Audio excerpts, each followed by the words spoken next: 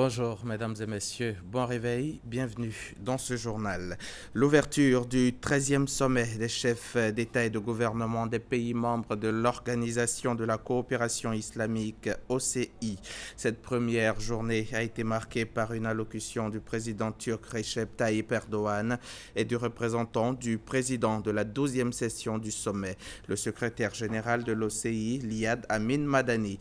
Le chef de l'État ivoirien Alassane Ouattara prend part aux travaux de ce sommet. Nous y reviendrons dans nos prochaines éditions.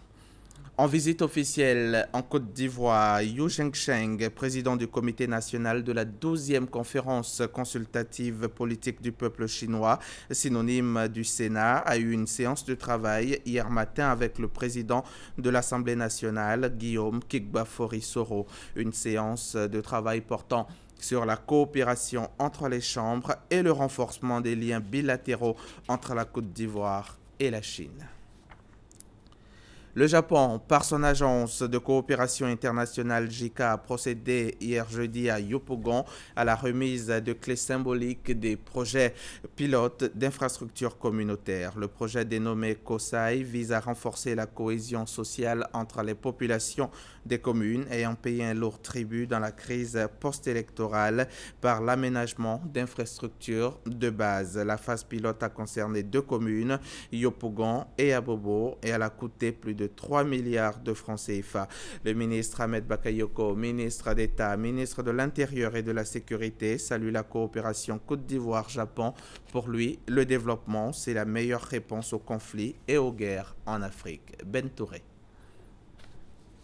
Elle se regardait en chien de faïence au plus fort de la crise post-électorale. Un projet d'aménagement d'infrastructures de base les impliquant a brisé cette méfiance. Les populations d'Abobo et de Yopougon ont travaillé ensemble pendant 3 ans pour sortir de terre des infrastructures communautaires. C'est le COSE, projet de renforcement des communes pour la promotion de la cohésion sociale du Grand Abidjan.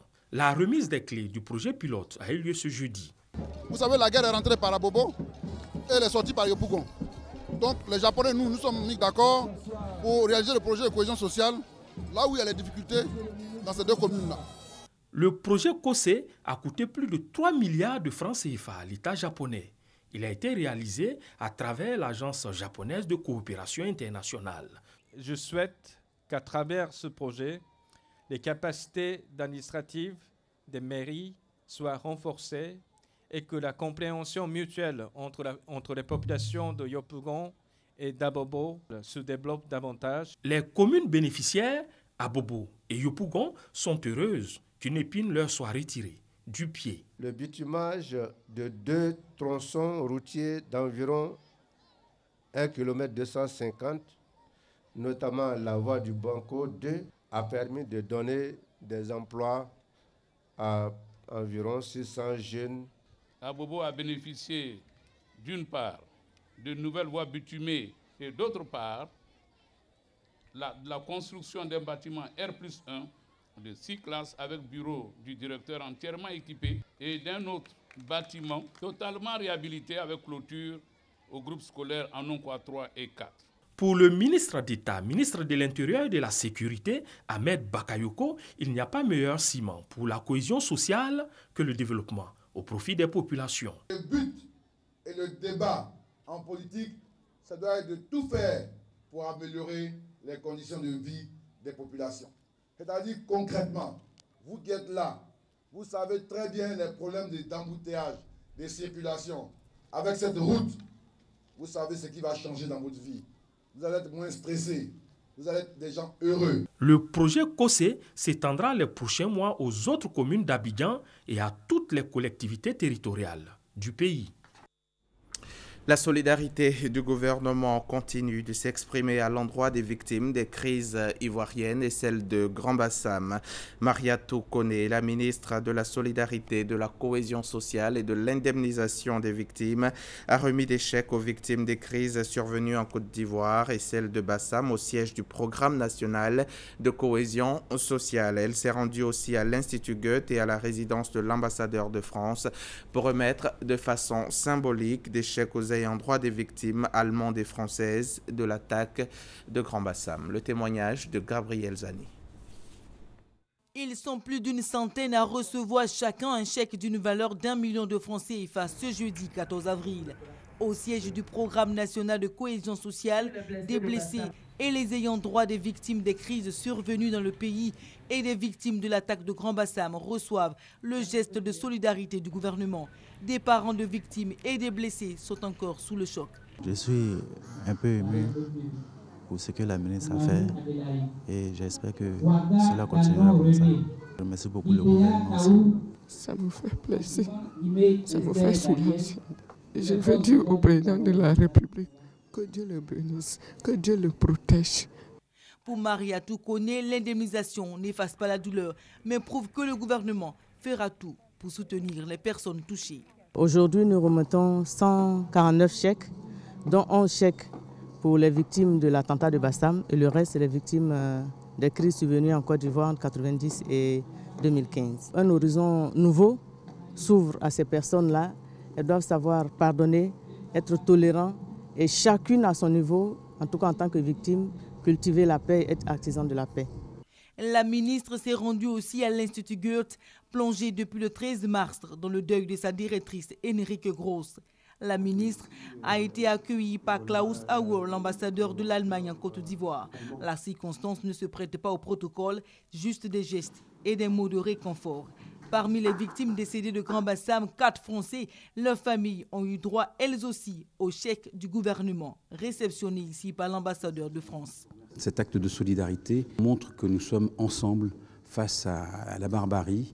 Et je crois qu'en remettant symboliquement aujourd'hui à la résidence de France ces 4 chèques pour les 4 victimes françaises, c'est un acte vraiment très fort que vous manifestez à notre égard et vraiment je tiens à vous en remercier. Selon la ministre de la Solidarité, les fonds sont disponibles pour indemniser tous ceux qui sont touchés par les crises qu'a connues le pays et l'attaque de Grand Bassam. Séminaire bilan du premier trimestre 2016 de la Direction générale des impôts. Il s'agit pour le comité de direction et l'ensemble des agents de la Direction des impôts de faire l'analyse des résultats du premier trimestre en matière de recettes fiscales afin de relever les forces et les faiblesses pour mieux aborder le second trimestre. Cette rencontre révèle un bilan satisfaisant pour le premier trimestre de l'année fiscale. Justine Djiké. Recettes fiscales à mobiliser au titre de l'année 2016, 1897 milliards de francs CFA. Objectif de recettes fixé pour le premier trimestre, 408,8 milliards de francs CFA. Résultat réalisé, 420,7 milliards, soit un solde positif de 11,9 milliards. En comparaison des réalisations du premier trimestre de l'année 2015, une forte progression de 18,9%, correspondant à un montant de 66,7 milliards de francs CFA recouvrés en plus se dégage. Cette performance est le fruit du travail acharné de l'ensemble des agents de la Direction générale des impôts et de plusieurs facteurs conjugués. Il y a l'apport de l'économie. C'est le climat de paix qui a prévalu au cours de ce premier trimestre. C'est l'appui de la tutelle. Aujourd'hui, les Ivoiriens, dans leur grande majorité, les entreprises, dans leur grande majorité, viennent de manière spontanée payer les impôts. Faisant fi de l'autosatisfaction, l'ensemble du comité de direction élargi fait son auto-évaluation, sa remise en cause en vue d'une administration fiscale moderne, d'où la mise en œuvre de certaines réformes identifiées. La mise en œuvre du nouveau schéma directeur informatique de la Direction générale des impôts, l'informatisation à venir du guichet unique de dépôt des états financiers, le développement de l'applicatif informatique de gestion du contrôle fiscal qui vise à instaurer plus d'équité et d'efficacité dans le contrôle fiscal en Côte d'Ivoire. Les recettes à mobiliser au cours du second trimestre sont de 537 milliards de francs CFA, dont 199 milliards de francs pour le mois d'avril. Reportage signé Justine Sey Djiké. Le gouvernement octroie plus d'1,7 milliard de francs CFA à l'UFR des sciences médicales, pharmaceutiques et biologiques de l'université Félix Houphouët-Boigny et les 3 CHU du district d'Abidjan.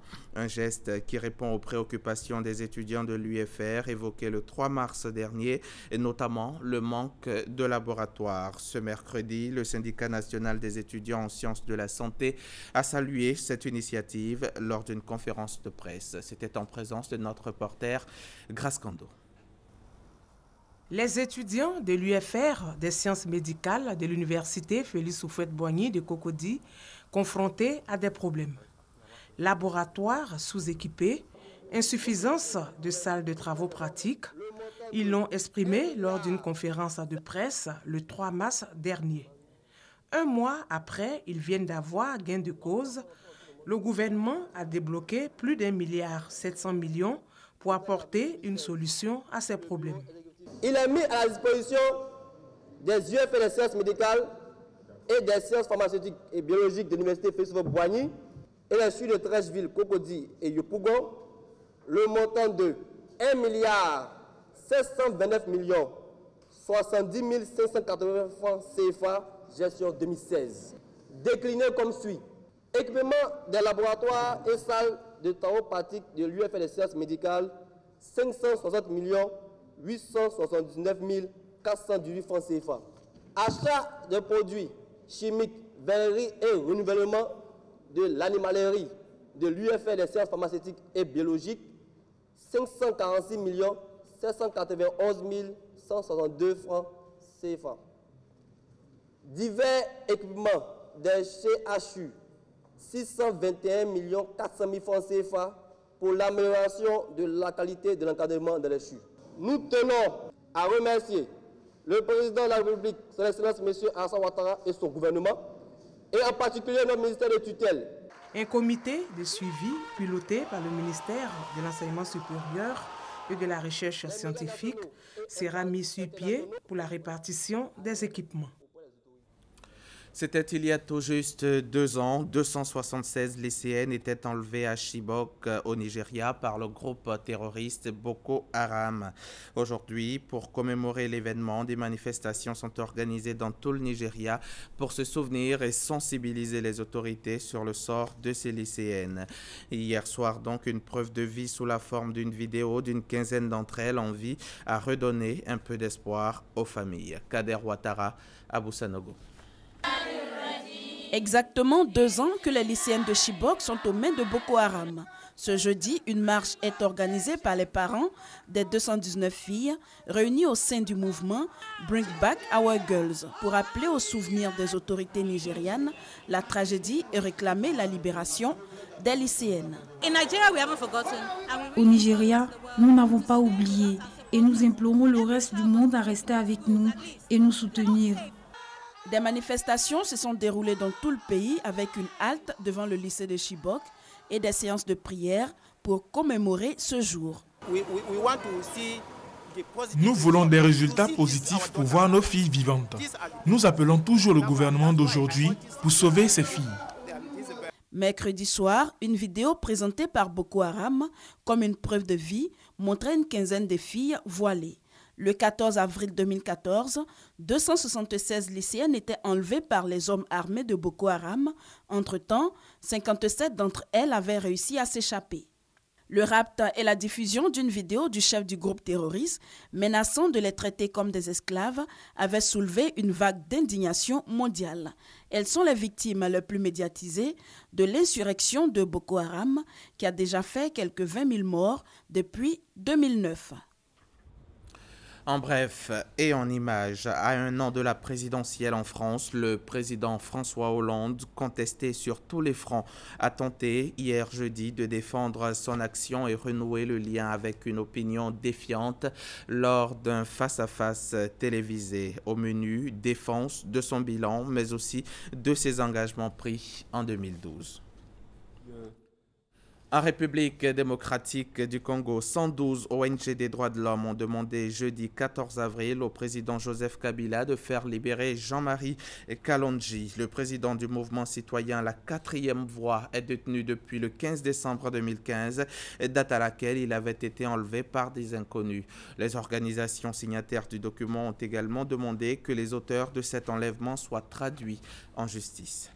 En Angola, les 17 jeunes opposants condamnés à des peines de 2 à 8 ans de prison et leurs proches continuent de se battre pour leurs droits. Grève de la faim, manifestations réprimées face à un pouvoir qui se montre implacable. Les options sont minces. 3 des 8 candidats malheureux à la dernière présidentielle du 20 mars au Congo-Brazzaville sont dans la tourmente. L'entrée de leur résidence sont bouclées par un dispositif policier inhabituel, mais il est difficile de savoir si ces opposants, Mokoko, Salissa et Mounari, vivent désormais en résidence surveillée. Une fois de plus, il prévoit de contester pacifiquement ce vendredi les résultats de la présidentielle. Merci de nous suivre sur RTI.